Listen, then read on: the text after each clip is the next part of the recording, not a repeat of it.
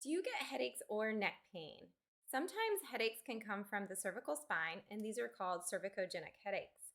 Also, some of the muscles in the neck can provoke neck pain. Hi, I'm Dr. Price, and today I'm going to go over trigger point release of the splenius cervicis muscle.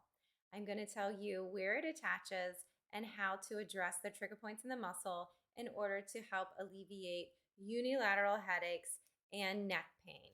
So where this muscle attaches, it goes from the transverse processes of C1 through 3 and attaches to the spinous processes of T3 through T6.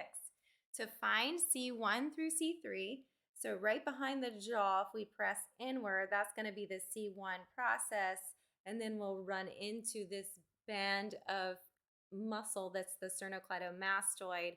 Well, that's the C1 process, and then if I go behind there, and I'm going to go to the side of the neck, that is going to, those bony structures there are going to be the transverse processes of my cervical spine. And I want to be on the back portion of it, the posterior portion.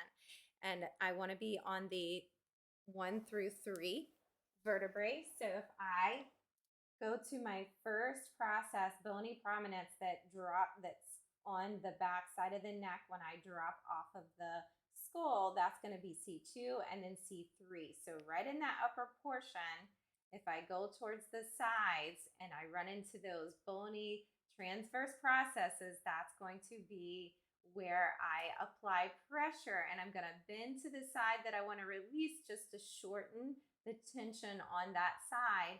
And then I'm going to take my fingers and gently press inward and forward.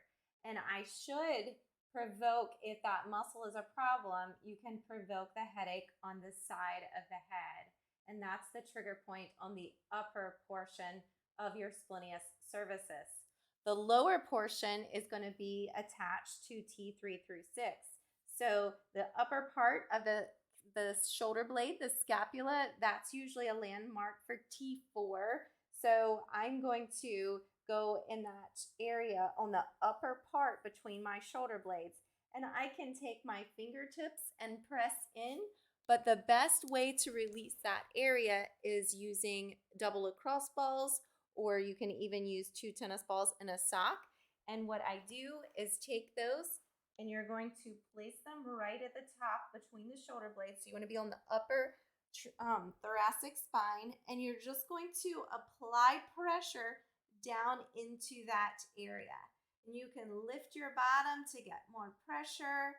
You may start to feel any pain refer towards the neck, and that would be your trigger point.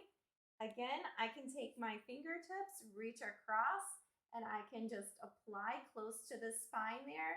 I can apply pressure, and that is going to help address the trigger points in the splenius cervicis muscle. So again, the splenius cervicis is going to go from the transverse processes of C1 through 3, the posterior portion of those bony prominences that come out to the side of the neck, and it attaches down over those bony points between the shoulder blade. And this muscle can provoke both neck pain and unilateral headaches, so it can be a culprit for cervicogenic headaches. I hope this is of help, and have a blessed day.